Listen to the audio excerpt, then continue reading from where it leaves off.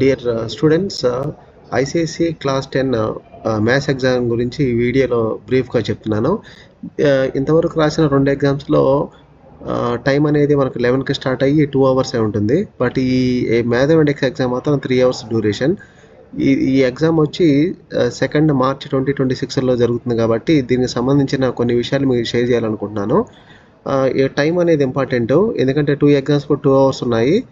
ఈ మ్యాథమెటిక్స్ మాత్రం 3 hours. First ఈ పాయింట్ గుర్తుపెట్టుకోండి.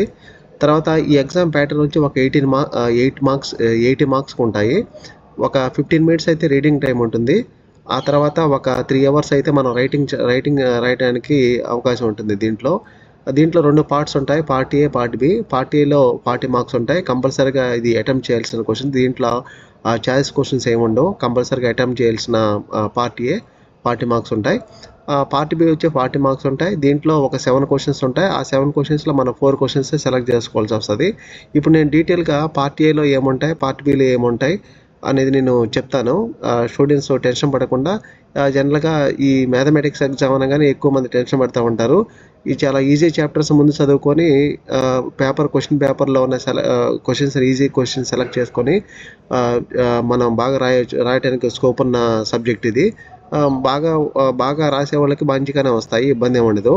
నెక్స్ట్ ఇక్కడ పార్ట్ ఏ సెక్షన్ ఏకి వస్తే దీంట్లో 40 మార్క్స్ ఎలా ఉంటాయంటే, దీనికి మన అలాట్ చేసిన టైము 80 మినిట్స్లో కంప్లీట్ చేసుకుంటే మంచిగా ఉంటుంది. తర్వాత ఇక్కడ మొత్తం ఒక 3 క్వశ్చన్స్ అయితే కంపల్సరీగా మనం రాయాలి. దీంట్లో ఆప్షన్స్ ఏమి ఉండవు. క్వశ్చన్ నెంబర్ 1లో మల్టిపుల్ చాయిస్ క్వశ్చన్స్ ఒక 15 మార్క్స్ ఉంటాయి, 1 మార్కు. తర్వాత సెకండ్ క్వశ్చన్లో మీరు అబ్జర్వ్ చేస్తే 4 మార్క్స్ క్వశ్చన్స్ ఒక 3 ఉంటాయన్నమాట. దీంట్లో నెంబర్ 1, 2, 3. సో ఇది స్పెసిఫైన్ పేపర్ బేస్ చేసుకొని నేను చేశాను. ఇక్కడ రిమైండర్ థీరం నుంచి ఇచ్చారు క్వశ్చన్. సెక్షన్ ఫార్ములా గురించి ఇచ్చారు. సెకండ్ క్వశ్చన్లో సర్కిల్ ప్రాపర్టీస్ గురించి ఇచ్చారు. నెక్స్ట్ థర్డ్ క్వశ్చన్లో 4 మార్క్స్ 2 క్వశ్చన్స్ ఉంటాయి. తర్వాత నెక్స్ట్ లాస్ట్ థర్డ్ క్వశ్చన్ మాత్రం 5 మార్క్స్ ఉంటాయి అనమాట. అంటే 4+4+5 ప్యాటర్న్ ఇది క్వశ్చన్ నెంబర్ 3 అనేది. సో కాబట్టి ఈ ఫస్ట్ క్వశ్చన్ నెంబర్ 1 నుంచి క్వశ్చన్ నెంబర్ 3 వరకు మ్యాండేటరీగా రాయాల్సి ఉంటుంది. దీంట్లో నేను చెప్పే పాయింట్ ఏంటంటే, డిఫికల్ట్ అన్న క్వశ్చన్స్ ముందు వదిలేసేయండి. ఆ తర్వాత కొంచెం టైం తీసుకున్న తర్వాత రాయండి. ఫార్ములాస్ నీట్గా రాయండి. అదే దీంట్లో నేను చెప్పాలనుకున్న పాయింట్. నెక్స్ట్ పార్ట్ బిలో మొత్తం 40 మార్క్స్ ఉంటాయి. మనం 7 క్వశ్చన్స్ ఇస్తారు, కానీ మనం సెలెక్ట్ చేసుకోవాల్సింది ఒక 4 క్వశ్చన్స్ అయితే మనం రాయాల్సి ఉంటుంది.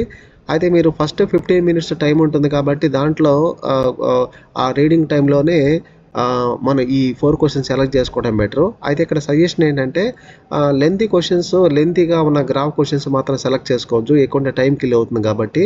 మీరు దేంట్లో అయితే స్ట్రాంగ్ చాప్టర్స్ ఉంటారో ఈజీగా ఉన్న క్వశ్చన్స్ సెలెక్ట్ చేసుకోవడం బెటరు. అయితే నా సజెషన్ ప్రకారం అయితే కనుక ఇక్కడ నేను క్వశ్చన్ నెంబర్ 7, 8, 9, 10 క్వశ్చన్స్ కనుక చూస్తే, question number 7 graph theory and trigonometry ఈజీగా ఉంటుంది. క్వశ్చన్ నెంబర్ 8 ప్రాబబిలిటీ అండ్ మెజరేషన్, ఇదంతా కూడా ఫార్ములా బేస్డ్ ఉంటుంది కాబట్టి ఈజీగా మనం సాల్వ్ చేసుకోవచ్చు.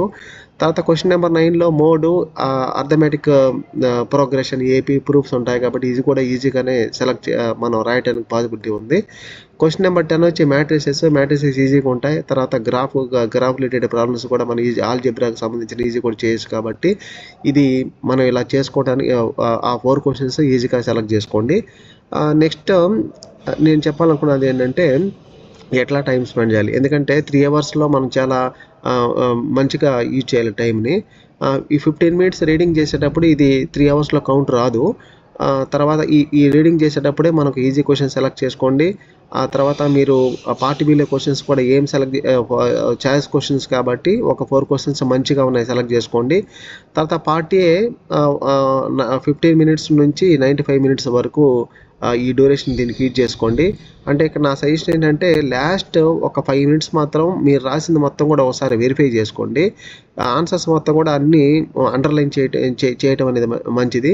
తర్వాత ప్రతి స్టెప్ కూడా రాయండి. రఫ్ వర్క్ ఉన్నా సరే అదే క్వశ్చన్లో చేయండి. కాబట్టి మనం ఈ విధంగా టైం మెయింటైన్ చేస్తే ఈజీగా మీరు మంచి మార్క్స్ రావడానికి స్కోప్ ఉంటుంది.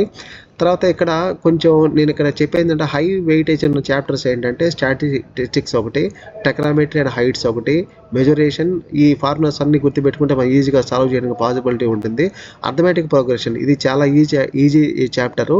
తర్వాత సర్కిల్స్ కొంచెం ఎక్కువ టైం పడుతుంది కానీ బట్ ఇది ఎక్కువ టైం స్పెండ్ చేయాలి.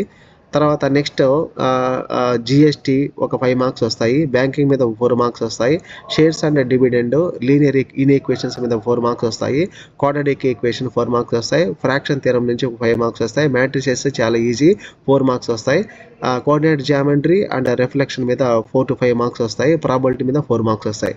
సో కాబట్టి స్టూడెంట్స్ అందరూ కూడా ఈ టైంని బాగా యూటిలైజ్ చేసుకోండి. తర్వాత టెన్షన్ పడొద్దు. ప్రతి చాప్టర్ కూడా ఈక్వేషన్స్ రాసుకోండి, సమ్మరీ రాసుకోండి. ఇంపార్టెంట్ చాప్టర్ రివిజన్ చేయడం వల్లే మనం ఎక్కువ మార్క్స్ రావడానికి పాసిబిలిటీ ఉంటుందండి. దీని గురించి ఎక్కువ టెన్షన్ పడద్దు.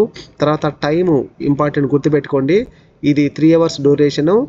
అంతకుముందు రాసిన 2 ఎగ్జామ్స్కి 2 hours డ్యూరేషన్ ఉంటుంది. ఈ ఐసిఐసిఐ సిలబస్ అంతా కూడా మనకి టైము అన్ని కూడా అన్ని క్వశ్చన్ పేపర్స్కి ఒకే విధంగా ఉండదు, అది గుర్తుపెట్టుకోవాలి. So thank you all of you.